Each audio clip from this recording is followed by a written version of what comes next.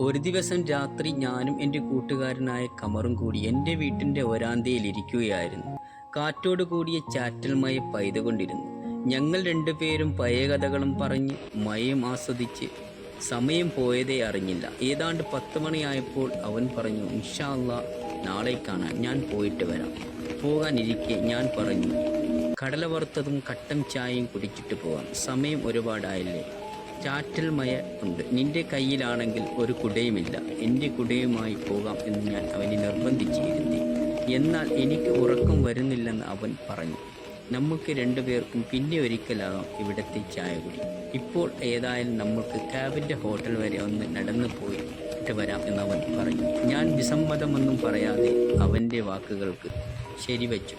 അവൻ്റെ നിർബന്ധപ്രകാരം വീട്ടുകാരോട് കാര്യം പറഞ്ഞ് അധികം താമസിയാതെ ഞങ്ങൾ രണ്ടുപേരും എൻ്റെ കുടയുമായി ഇറങ്ങി. ഒരു കുടക്കിയും ക്യാബിൻ്റെ ഹോട്ടലിലേക്ക് ലക്ഷ്യമാക്കി ഞങ്ങൾ രണ്ടുപേരും നടക്കാൻ തുടങ്ങി. അങ്ങനെ ഞങ്ങൾ രണ്ടുപേരും ഇടവഴിയിലൂടെ നടന്ന് ഏകദേശം മീരാമ്പള്ളി എന്നറിയപ്പെടുന്ന പള്ളിയുടെ കുളമായ കുഞ്ഞിക്കുളത്തിൻ്റെ അരികിലെത്തി. ഇടതെരുവിലൂടെ റോട്ടിലേക്ക് കയറാനായിരുന്നു ഞങ്ങളുടെ ഉദ്ദേശം. പെട്ടെന്ന് ശക്തമായി കാറ്റ് വീശിയടിക്കാൻ തുടങ്ങി. കാറ്റിൻ്റെ ശക്തി കാരണം എൻ്റെ കയ്യിൽ പിടിച്ചിരുന്ന കുട തെറിച്ച് താഴേക്ക് വീണു.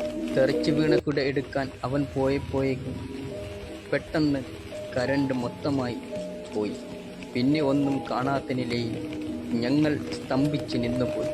എൻ്റെ മനസ്സിലാണെങ്കിൽ പല ഓർമ്മകൾ വന്ന് അലട്ടുകയാണ്. കമറാണെങ്കിൽ കുട നിയന്ത്രിക്കാനുള്ള ശ്രമത്തിലാണ്. അതിനിടെ കുടയിൻ്റെ വില്ല് പൊട്ടി ആകെ കുഴപ്പമായി. കാറ്റാണെങ്കിൽ ശക്തമായി അടിച്ചുകൊണ്ടിരിക്കുന്നു. കാണാൻ ഒന്നും പറ്റുന്നില്ല. നെടുകടലിൽപ്പെട്ട തോണിയെപ്പോലെ രണ്ടുപേരും ഈ കുട നമുക്ക് വേണ്ട എന്നവൻ പറഞ്ഞ് അവിടെ ഉപേക്ഷിച്ചു. എന്നിട്ട് എൻ്റെ കയ്യിൽ പിടിച്ച് അവൻ ധൈര്യം പ്രകടിപ്പിച്ചു, വാ നമുക്ക് പതുക്കെ പോകാം. പെട്ടെന്ന് ഇടിയോട് കൂടിയ മഴയും തുടങ്ങി. ആകെ വെപ്രാളത്തിലായി രണ്ടുപേരും. കൈകൾ പിടിച്ച് അവൻ പറഞ്ഞു, പതുക്കെ പതുക്കെ നമുക്ക് മുമ്പോട്ട് പോകാം.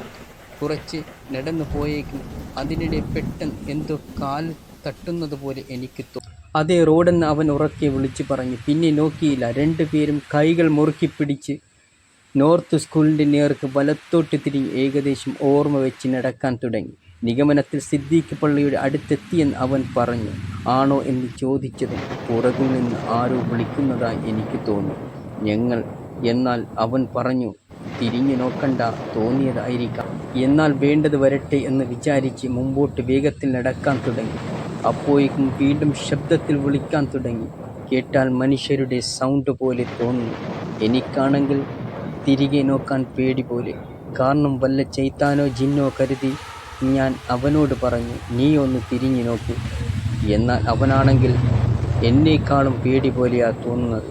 എന്നാൽ എനിക്ക് ഒരു മനമാറ്റം പോലെ വേണ്ടത് വേണ്ട ഇടത്ത് വെച്ച് കാണാം എന്ന ധൈര്യത്തോടെ തിരിഞ്ഞു നോക്കി. ഞങ്ങളാണെങ്കിൽ മഴ കൊണ്ട് നനഞ്ഞ കൊയ്യെപ്പോലെ നിൽക്കുന്നു.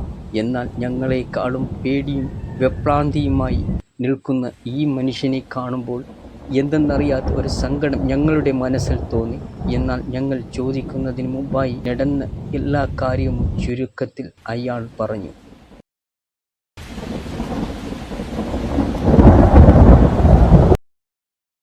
എൻ്റെ കൂട്ടുകാരനും ഞാനും കൂടി വരുന്ന വഴി പെട്ടെന്ന് ഒരു സ്ത്രീ നിൽക്കുന്നതായി ഞങ്ങൾ കണ്ടു. സ്ത്രീയാണെങ്കിൽ കറുത്ത പുള്ളിയുള്ള വെളുത്ത മേക്സിയിട്ട് നിൽക്കുന്നത് പോലെ തോന്നി. പിന്നെ ഒന്നും നോക്കിയില്ല. ഞാൻ തിരിഞ്ഞു നോക്കുമ്പോഴേക്കും അവൻ അബോധാവസ്ഥയിലായി കിടക്കുന്നതാണ് കണ്ടത്. ഓടിക്കേറിയത് റോട്ടിലേക്കാണ്. മിന്നലിൻ്റെ പ്രകാശത്തിൽ ആരോ പോകുന്നത് പോലെ തോന്നി. അങ്ങനെ അലറി വിളിച്ചതാണ്.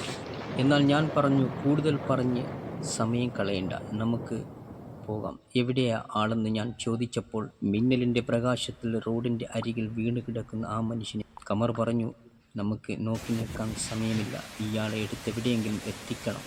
ഞാൻ അയാളുടെ കൈ പിടിച്ച് 3 പേരും കൂടി സപ്പോർട്ട് ചെയ്ത് തോളിൽ ഇട്ടുകൊണ്ട് ഞങ്ങൾ നടക്കാൻ തുടങ്ങി. അങ്ങനെ ചുരുക്കി പറയുകയാണെങ്കിൽ ഡാക് ബംഗ്ലാവിൻ്റെ അടുത്തുള്ള റോഡാണെന്ന് ഏകദേശം മനസ്സിലായി. കൂരിരുട്ടാണെങ്കിലും മിന്നലിൻ്റെ പ്രകാശം കൊണ്ട് എല്ലാം വലിയ കാണാമായിരുന്നു. അയാൾ ഇടയ്ക്ക് പറയുന്നു, ഹോസ്പിറ്റലിലേക്ക് പോകാം. ഞങ്ങൾ രണ്ടുപേരുടെയും തോളാണെങ്കിൽ നല്ല വേദനയുണ്ട്.